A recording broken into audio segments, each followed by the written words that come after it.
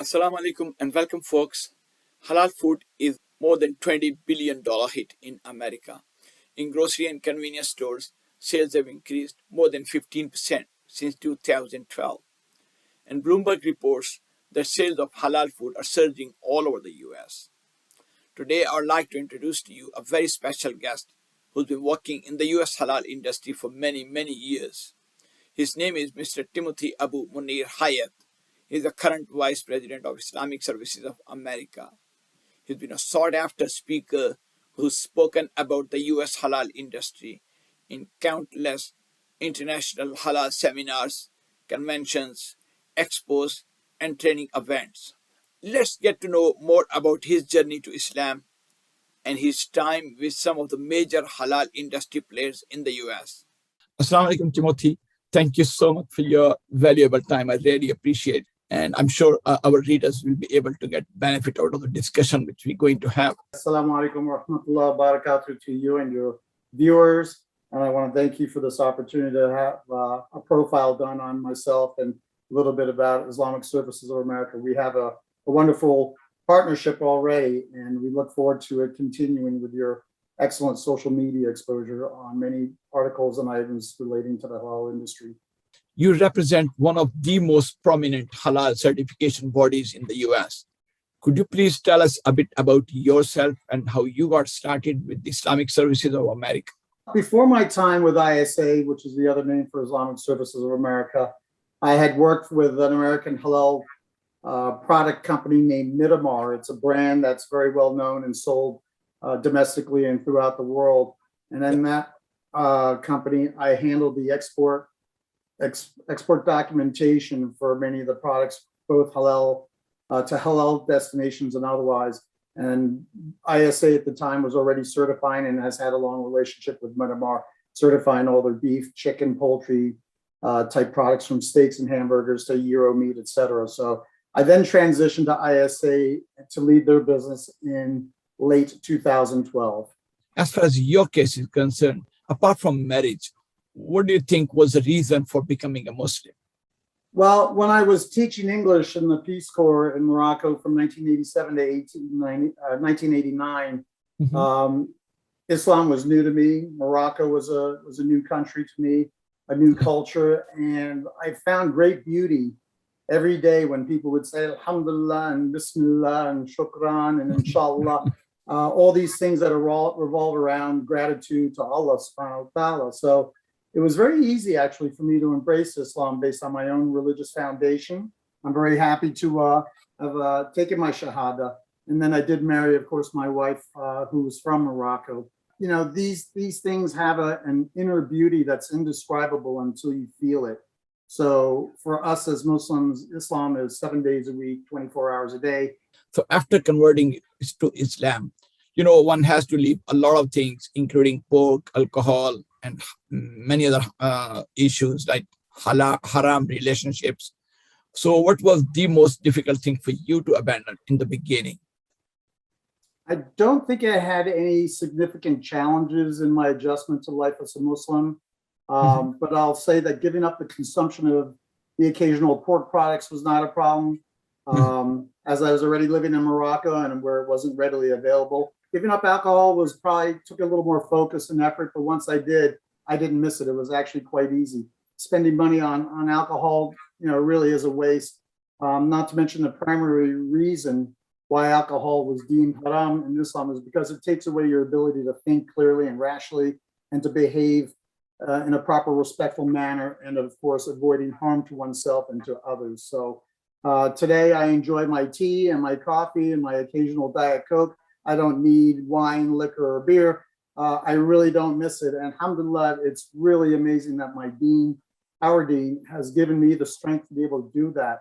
And what advice would you like to give to new Muslims in terms of halal food and other issues? That there's always an easy way to give up things, and there are substitutes for some of the foods that you may have enjoyed before. On our ISA news and events section of our webpage at isahalal.com, we have a blog section that talks about many of these different things, from basic certification requirements to the different types of industries, to ingredients and cosmetics and beauty and personal care. to things that reverts, such as myself, had given up, and what we miss and what we can actually find has a replacement, such as breakfast beef or turkey strips instead of pork bacon or other things of that nature, sausages. They could all be replicated in a halal way. So in a Muslim country and minority or Muslim minority country like the USA, we do have to do a little research, and we can find these products in ethnic stores, and there's ways to overcome the food, because I think that's probably one of the key things that is a challenge for people to give up. But as I said, with a little mind over matter, giving up pork and alcohol and finding the right substitutes and eating fresh and healthy is probably the best advice that you can give to anyone to just continue living a good lifestyle. Is the halal food readily available in mainstream malls and supermarkets as well, like Walmart or places like It's that? rare. It's rare. You can find spring lamb from New Zealand.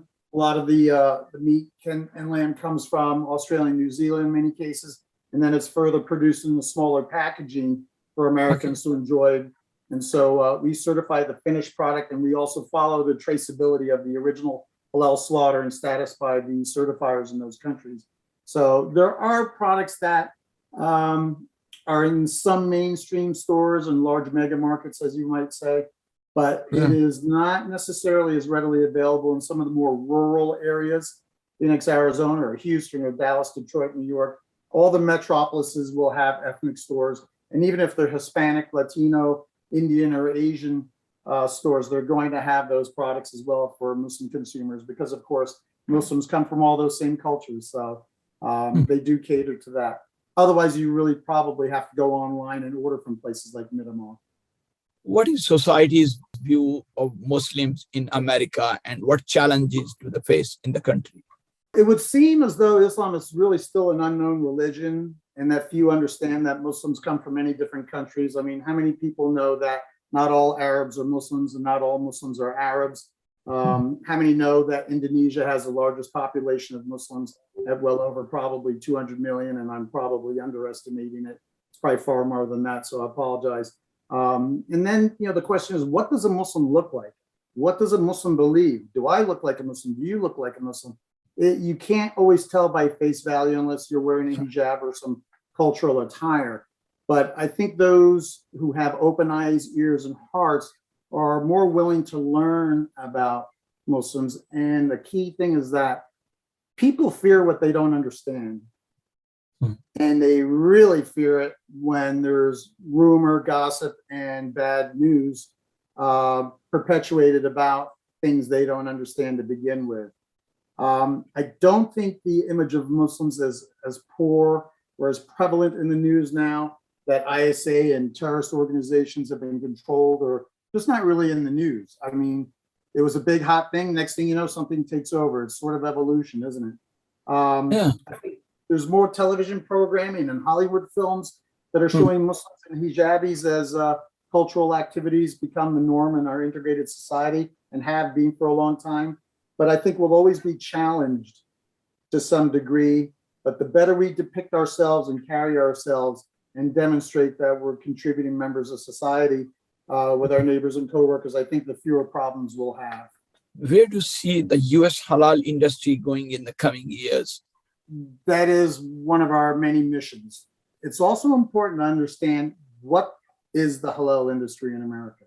Is it for the majority of the population who are consuming these goods?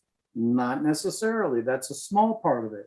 The primary thing that we do, and what the halal industry represents, is manufacturers and products, whether raw materials or finished products. Ultimately, they're all part of the supply chain. Okay. And not many companies come to us just because they think it's a great idea to get halal certified.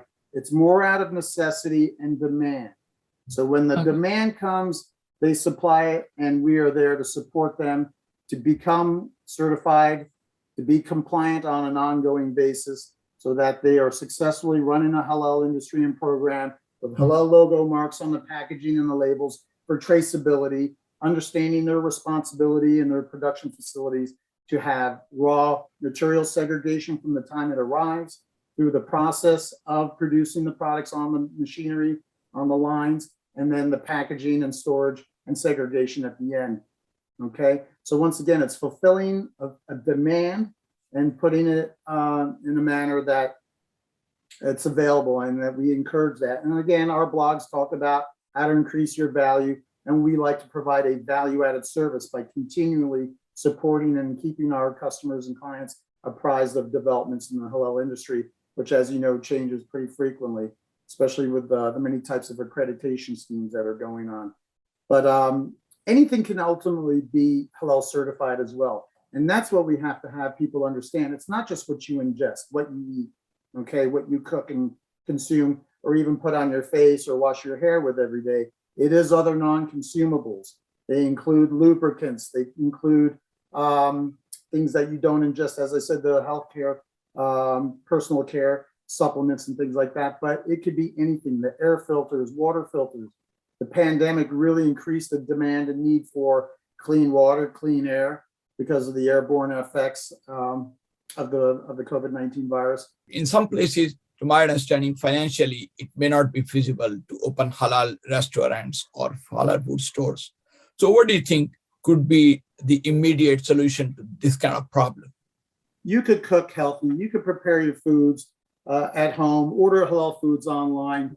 If you want to patronize these restaurants that have halal food as a treat or on a more regular basis because it's what you don't have time to do, that's understandable. But other than restaurants and dining establishments and more food appearing in our supermarkets that are already halal as prepared meals, and they do exist, you just have to do a little research. You do have to use that wonderful World Wide Web to find anything at a click of a finger. Okay, so but again, that's the difference being in a Muslim minority country such as where you are right now, Japan. Everyone faces these challenges, and more importantly, we're just trying to live our lives in a halal manner, and of course, eat halal. Do you think that maybe as far as the halal products are concerned, they're for everybody, and it's not just for Muslims? In general, halal foods are seen as tasty and healthy, and that's why we call it tayyib. Just as consumers look for products that bear logo marks for vegan, non-GMO, organic, and other certifications, if the halal logo mark is on there, that is a great benefit for the consumers and the companies selling those products. But savvy, sophisticated consumers will be looking for that, and anyone can consume halal, because unless they're looking for the additional absolute organic aspect of it or non-GMO, in general, these are acceptable to most people on strict diets or who are watching their meat consumption. Of course, with the plant-based movement, there are plenty of substitutes for halal products that can mimic the meat aspect of their lives. But once again, savvy consumers are looking for those certifications. And if they have all these other ones, including halal, then they're even more assured that it's easy for them. But once again, it doesn't have to be meat. It could be a perfectly vegetarian type product or ingredient that they can consume and enjoy, whether it's ice cream or cakes and cookies and baked goods and syrups and flavors of that sort. I want to add the point, and it's been in a lot of forums lately, about the halal logo mark being very important. If it is not on the product, how can you claim it's halal? If the generic Arabic for halal is written with the word halal underneath it, that doesn't trace you to who the certifier is. That is a weaker representation of it being halal. It's between you and Allah if you want to accept and say, I'm going to believe it. But the recourse is to contact the companies, the manufacturers, the brands, and have them help you get in touch with a certifier or identify who that certifier is. So that's why the halal logo mark for many of our colleagues in the halal industry around the world should and do show up as often as possible on these products so that they can be readily identified. So anyway, the international halal landscape continues to change with more and more countries and organizations creating requirements for ISO-based standards and formal accreditations. This is a very time-intensive and costly exercise for us. It's time that people recognize who the lead players are in the halal industry in their country, get to know them, ask questions, call us. We answer a lot of questions from general consumers who want to know, is this product halal? And we don't certify it. And so we give them a little guidance, go back to the manufacturer, is there a halal logo on it? Who is it? And check with them. Because sometimes the ugly word fraud pops up. And we recently had that where in this day and age, it's very easy to manipulate a PDF or a document and create a false certificate for the product. So we chase these down and try to make sure that people know what to look for. So, well, Timothy, thank you so much for your valuable time. I really enjoyed every single moment discussing these important issues with you.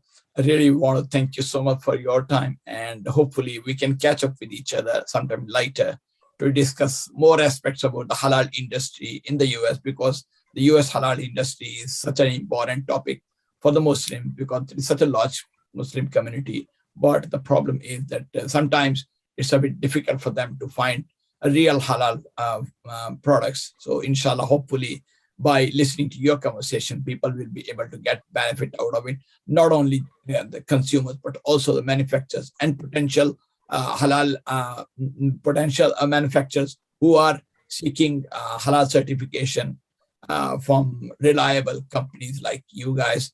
So hopefully that will be beneficial for a lot of people.